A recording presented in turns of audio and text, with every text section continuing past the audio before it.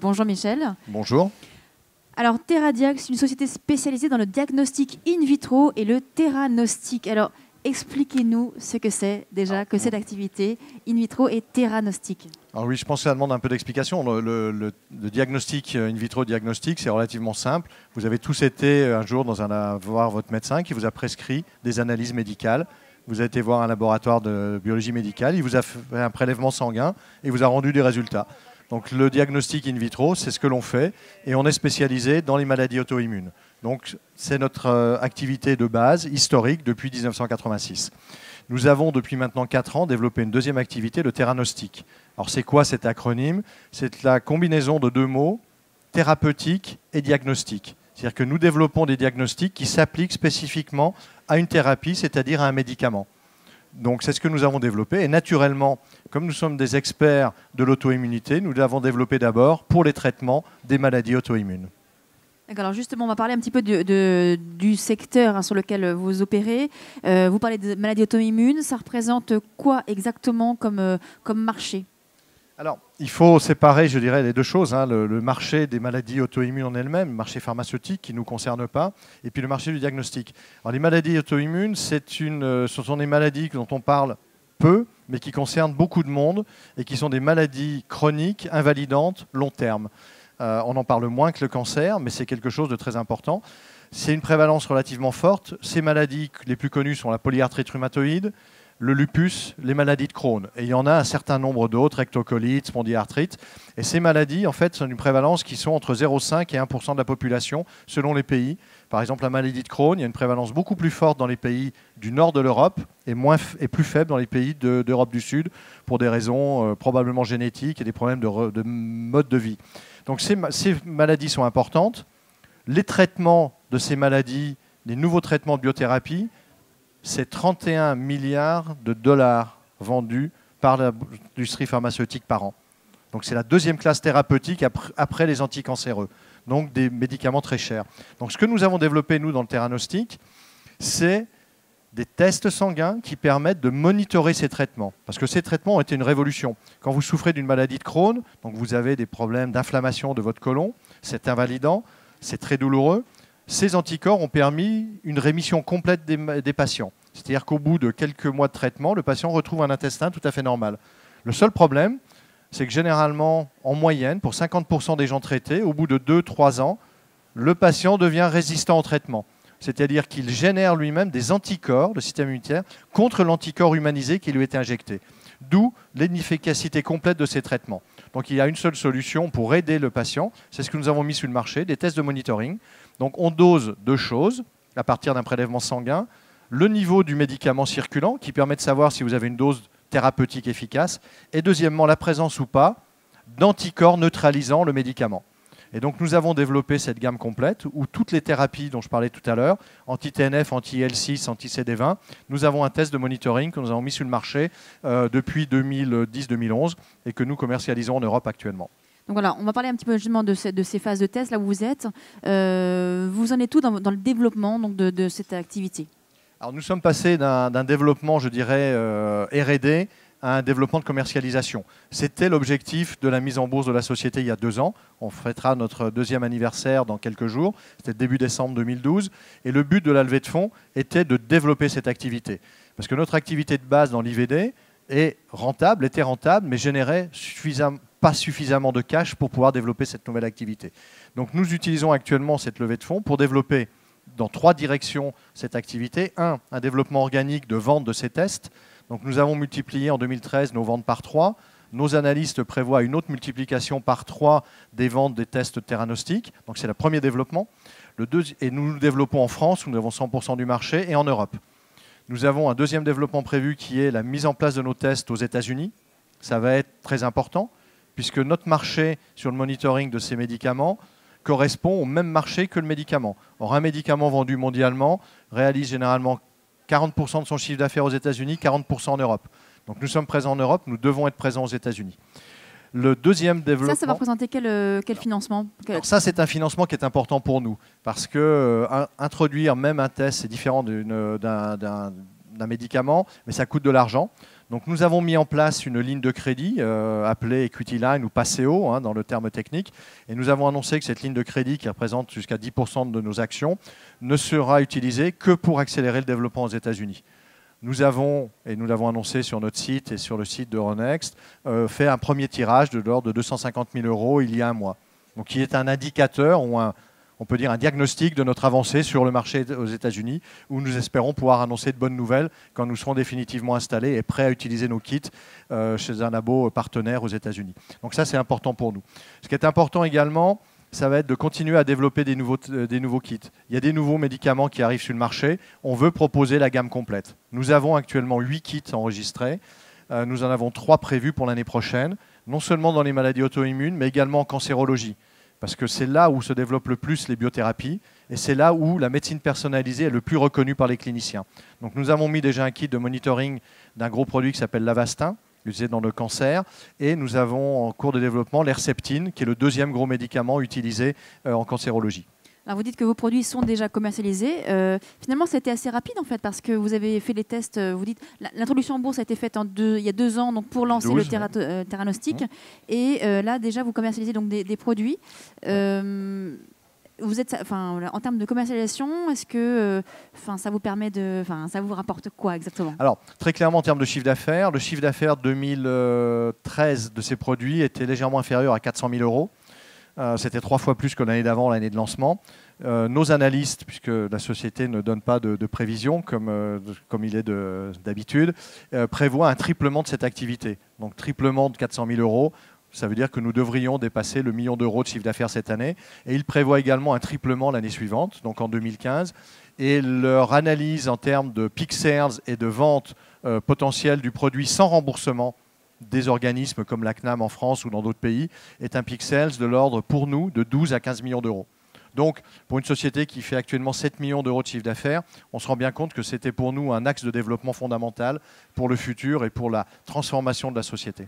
Donc alors là, si je récapitule, donc vous avez les analyses prévoient donc triplement des résultats. Du chiffre d'affaires. J'espère qu'ils ne prévoient pas le triplement de notre perte, parce que sinon, on est en perte puisqu'on investit énormément en ce moment. C'est le triplement du chiffre d'affaires. Vous avez des objectifs ambitieux de mise sur le marché aux États-Unis, qui représentent, vous dites, 40% du marché. Donc vous avez 60% aussi du flottant. Une action qui a pris quand même 11% depuis le début de l'année. Vous êtes opéable, vous avez été touché par des grands groupes? Par principe, à partir du moment où vous introduisez en bourse, il y a une valeur de référence. Par principe, quand vous êtes une société de biotech et que vous levez des fonds qui représentent un tiers de votre capital, que vous avez à votre capital au moment où vous introduisez en bourse un certain nombre de venture capitalistes qui profitent de la liquidité sur le marché pour sortir, ce qui a été notre cas pour 25%, on se retrouve avec un flottant de 57%. Donc naturellement, si demain, quelqu'un, une société pharmaceutique, une société de diagnostic vient nous offrir 2 fois le prix en bourse, mes actionnaires et moi-même en tant qu'actionnaire, on aura du mal à refuser. Notre objectif n'est pas celui-là. L'objectif de la mise en bourse n'était pas la valorisation de la société, mais le financement de la nouvelle activité de Theranostic pour développer la société.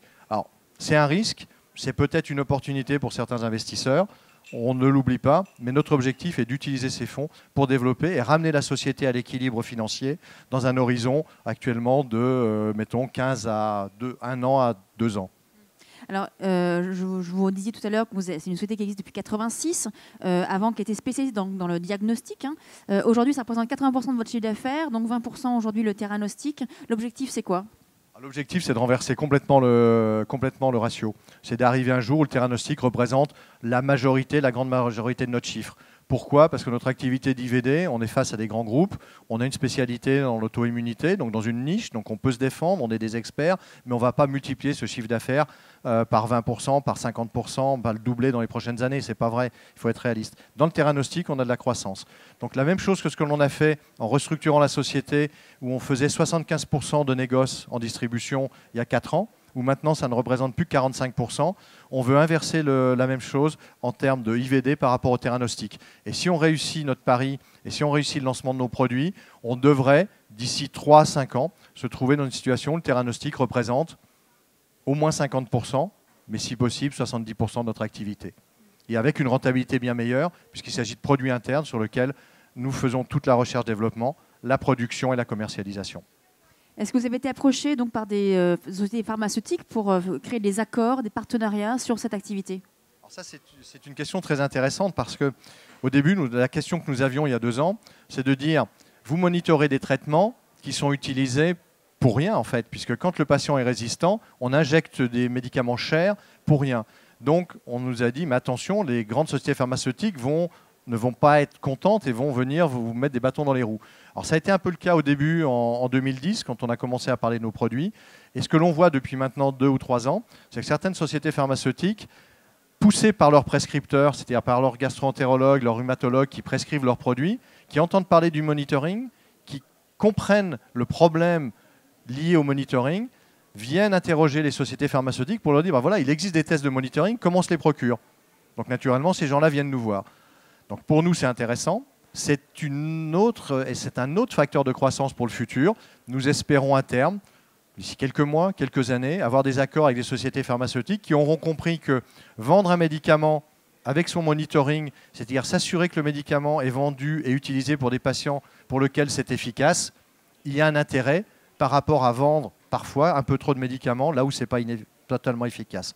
Donc il y a un changement de mentalité et nous espérons que rapidement nous aurons ce type d'accord.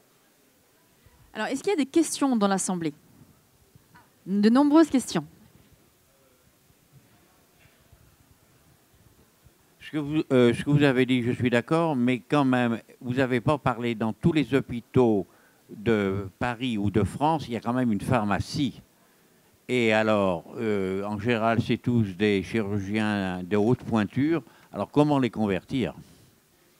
C'est pour ça que, je ne suis pas rentré dans les détails tout à l'heure, mais dans les 8,6 millions que nous avons levés, nous avons affecté une partie de ces fonds en recherche et développement pour lancer de nouveaux produits. Et une bonne partie de ces fonds a été utilisée pour recréer un service marketing et vente différent. Puisque avant nos produits classiques d'IVD, nos clients sont les laboratoires de biologie médicale, de quartier ou de privé ou d'hospitalier. Dans le cadre du theranostic, nos prescripteurs sont les cliniciens. Donc nous avons recruté un responsable de business unit qui vient de la pharmacie, market access, et une force de vente qui va parler aux hospitaliers, aux professeurs en rhumato et aux professeurs en gastro. Parce que c'est eux qui prescrivent le test et le laboratoire de l'hôpital ou privé ne fait que réaliser le test. Donc on a été obligé de changer notre positionnement commercial pour cette nouvelle activité et créer une nouvelle branche d'activité, business unit. C'est une très très bonne remarque, c'était le seul moyen de pouvoir développer cette activité. Il y avait une deuxième question.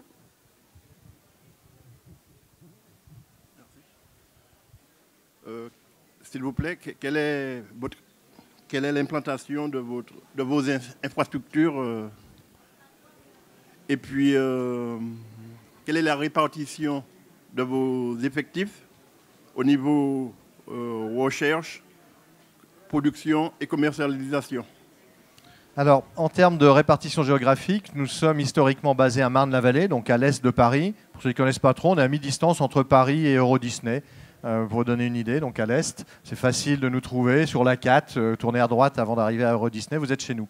Nous avons depuis une deuxième localisation, nous avons racheté un laboratoire de biologie moléculaire à Montpellier qui a des accords d'exclusivité avec le CNRS et l'Institut de génétique moléculaire.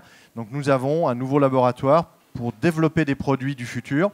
Le theranostic, c'est la croissance des 3-5 prochaines années. Les produits qu'on développe à Montpellier seront la croissance dans les 3 à 7 années prochaines avec des marqueurs qui seront brevetés.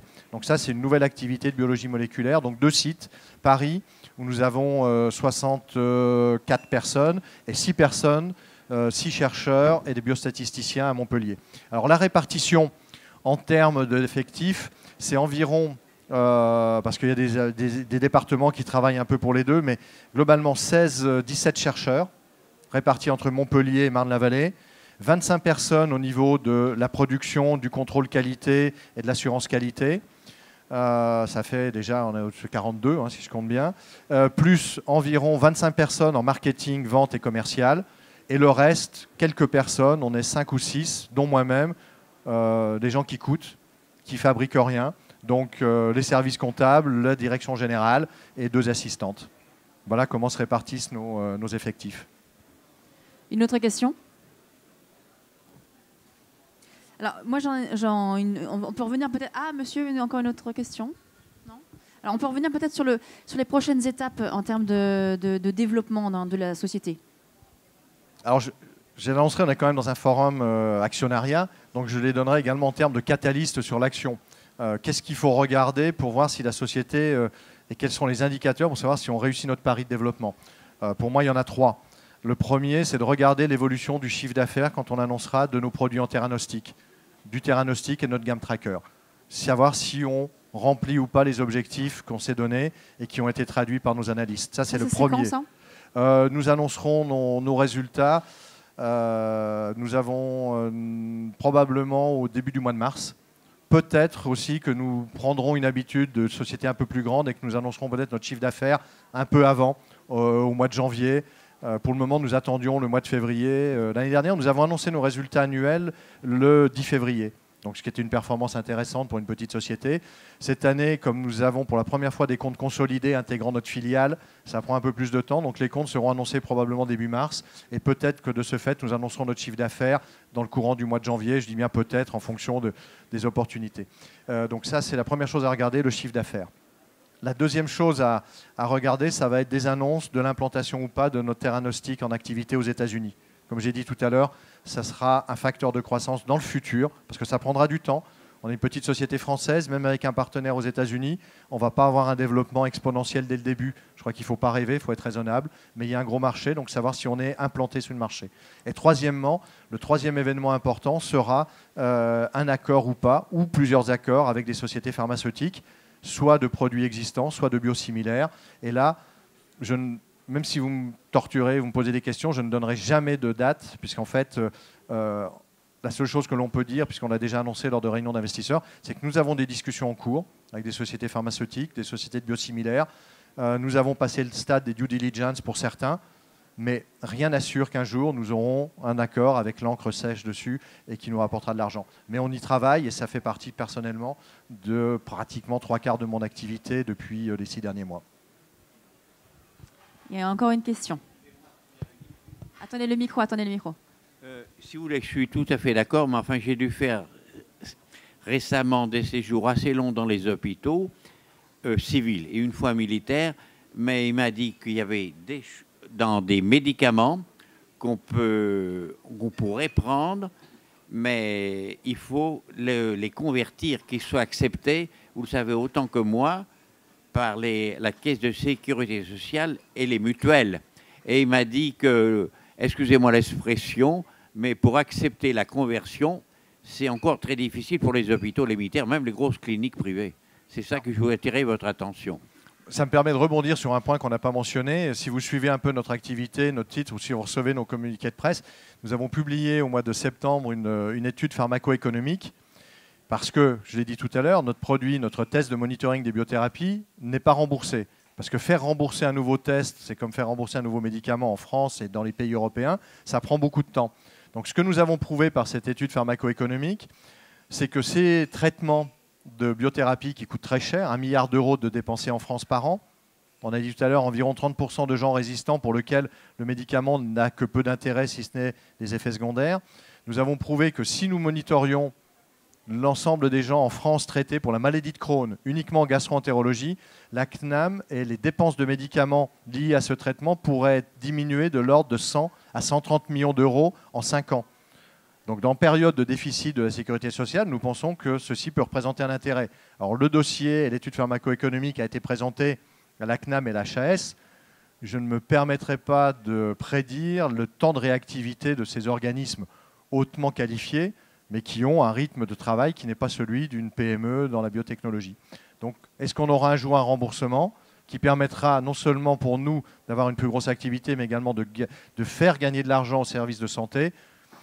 On n'en sait rien. On fait tout ce qu'il faut pour y arriver. On le fait dans tous les pays. On peut également dire que l'organisme anglais qui fait le même travail, qui s'appelle le NICE, a accepté de revoir l'utilisation du monitoring dans le cadre du traitement des biothérapies et rendra son résultat d'analyse, puisqu'ils ont un temps défini, à la fin de l'année 2015, ou pour une recommandation ou pas du monitoring. Donc ils ont accepté de le regarder, de l'étudier. Donc on voit qu'il y a un mouvement, à la fois auprès des cliniciens, mais également auprès des autorités de santé dans certains pays. Donc beaucoup de rendez-vous à venir, hein, en tout cas en 2015. Donc, Beaucoup de travail pour y arriver. Merci beaucoup Michel Finance, donc PDG de Terra Diag. Merci à vous.